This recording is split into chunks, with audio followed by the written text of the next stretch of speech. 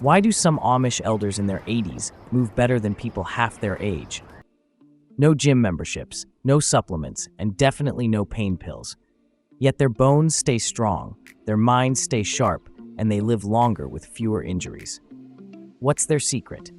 Today, we're stepping inside a world without modern medicine to uncover the hidden wisdom that's helping Amish elders age gracefully, and what you can start doing right now to follow in their footsteps.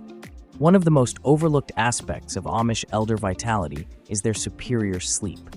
Without artificial light, screens, or digital devices, they maintain a natural circadian rhythm. They go to bed shortly after sunset and rise with the dawn, allowing their bodies to enter and remain in deep sleep stages that are essential for muscle repair, hormone regulation, and cognitive function. Researchers found that Amish adults average over 9 hours of sleep a night, nearly 2 hours more than the typical American, and significantly more deep sleep. This rest allows their bodies to heal and rebuild efficiently, helping to prevent the injuries and joint deterioration common in modern seniors. Their sleep is unbroken by glowing screens or phone alerts. Instead of melatonin supplements, they rely on true darkness to signal sleep, something our bodies evolved to expect. Even small changes, like using blackout curtains, dimming lights at night, or removing electronics from the bedroom, can replicate this effect and dramatically improve sleep quality, which science now links directly to reduced inflammation, better joint health, and improved balance in aging adults. Pain management is another area where Amish wisdom deviates from modern norms, with impressive results. While many Americans reach for over-the-counter painkillers at the first sign of discomfort, Amish culture treats pain as a messenger rather than an enemy. If an elder experiences back tightness or joint soreness, the typical response isn't to suppress it, it's to change how they move, rest appropriately, or identify and fix the root cause. This response prevents a chain reaction of compensatory injuries, which often occur when someone masks pain and continues to move in ways that damage other parts of the body. One Amish elder compared pain medication to taping over a warning light on a car dashboard. That analogy illustrates the cultural belief that discomfort should be respected, not muted. Physical therapists who treat both Amish and non-Amish patients often report that Amish individuals seek care earlier for root problems, while others wait until a minor issue has grown into something far more serious. Their collective awareness of each other's movements also creates a safety net. Others step in when someone is moving slowly or appears to be overexerting themselves, helping prevent injury through shared responsibility. Their diet plays a significant role in their physical health, but it's not a trendy superfood list or a supplement-laden regimen. Amish elders consume homegrown, nutrient-rich meals that naturally support strong bones, joints, and muscles. Their meals often feature raw cultured dairy like fresh milk, kefir, butter, and yogurt, which contain calcium, magnesium, and vitamin K2, key nutrients that direct calcium to bones rather than arteries. They also regularly consume bone broth, fermented vegetables, and garden-fresh produce grown in mineral-rich soil. These traditional preparation methods enhance the nutrient density of their meals and improve gut health, which in turn boosts mineral absorption. Scientific studies show Amish elders have up to 20% higher bone density than non-Amish seniors, even when genetics are accounted for. The best part? They're not doing this deliberately for health. They simply eat this way because it's their cultural norm. Their meals are slow, social, and balanced, consumed with family and without the chronic stress that often accompanies rushed or isolated eating in modern households. The result is a naturally protective diet that builds health from the inside out. Living without constant temperature control is another hidden factor behind Amish elders' resilience. Unlike most Americans who live between 68 degrees and 72 degrees year-round, Amish communities experience seasonal shifts with minimal insulation, cold barns, warm kitchens, and long days outdoors in every weather. This mild exposure to heat and cold builds vascular responsiveness, improves circulation, and activates adaptive systems like brown fat, which improves metabolism and reduces inflammation. These aren't extreme exposures, but rather the gentle variation our bodies evolved to handle. Studies show that elders who experience regular temperature variation recover from joint injuries faster, and have better blood flow than those in climate-controlled environments. Amish elders don't bundle up obsessively in winter or rely on constant air conditioning in summer.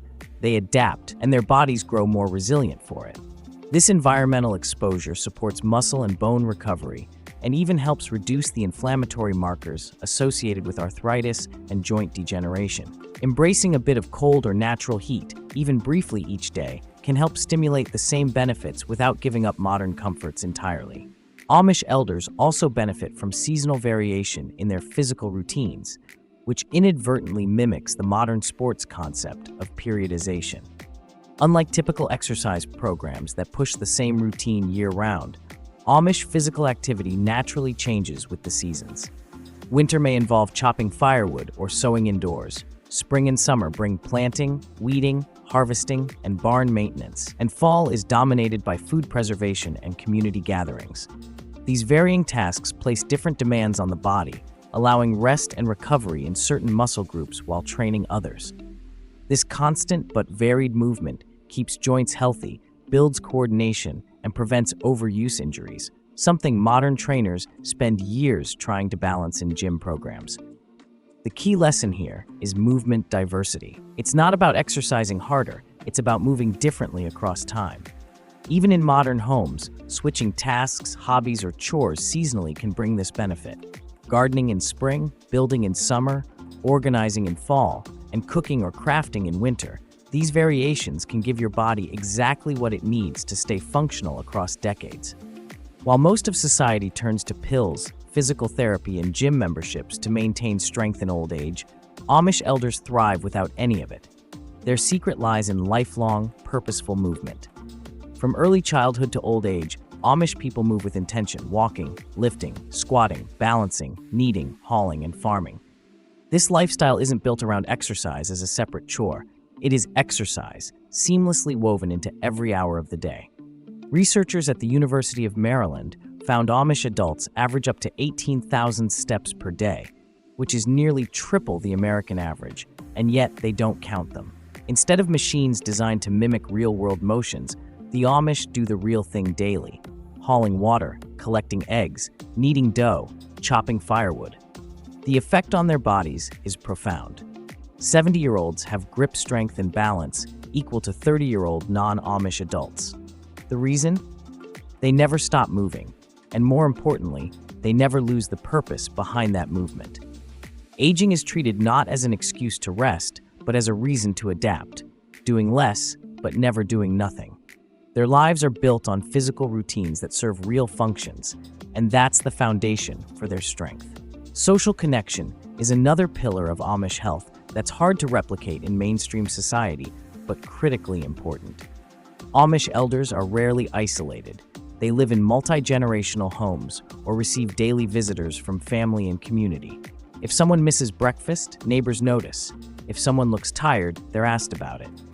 This tight social fabric creates not only emotional support, but also physical protection. Research has shown that seniors with regular human interaction experience far fewer falls, faster recovery from illness, and reduced use of medication. Emotional support lowers stress hormones like cortisol, which weakens bones and muscle coordination. The Amish community structure provides a built-in wellness check. There's always someone nearby to help, offer rest, or modify a task if needed. And because everyone, regardless of age, is given a role, even those unable to contribute physically remain mentally and emotionally active. Their value doesn't decline with age, which reduces depression and boosts long-term vitality. While modern society isolates elders and then tries to treat the consequences, the Amish prevent the problem altogether by keeping their elders involved. Amish communities don't believe in formal retirement the way modern society does. They don't suddenly stop working at 65 and fall into sedentary habits. Instead, they gradually shift their roles over time. An elder may stop plowing the fields but will begin mentoring younger farmers, repairing tools, sorting seeds, or teaching woodcraft to grandchildren. This transition is not only physical, but also mental and social. Research has shown that people who retain purpose into older age experience lower rates of cognitive decline, reduced muscle loss, and a dramatically slower rate of deterioration. Amish elders stay mentally sharp because they're still useful. They're not cast aside, but rather integrated into the core of family and community life. Work changes, but it doesn't disappear, and that distinction is critical. Having a reason to get up each day, to teach, guide, observe, or contribute in even small ways, triggers the mind and body to stay active. Modern medicine is only now recognizing what Amish culture has always practiced. The brain and body decline when they no longer feel needed. Purpose is protective, and it's woven into the fabric of Amish life from childhood through the final years. What if aging didn't mean breaking down? What if it meant staying strong, grounded, and truly alive? The Amish show us that it's not about expensive treatments or miracle pills. It's about simple, purposeful living. Now it's your turn. Let us know in the comments, what Amish practice are you going to try first? And if you learned something valuable today, don't forget to like, subscribe, and share this with someone who could use a little old world wisdom in their modern life. We'll see you in the next one.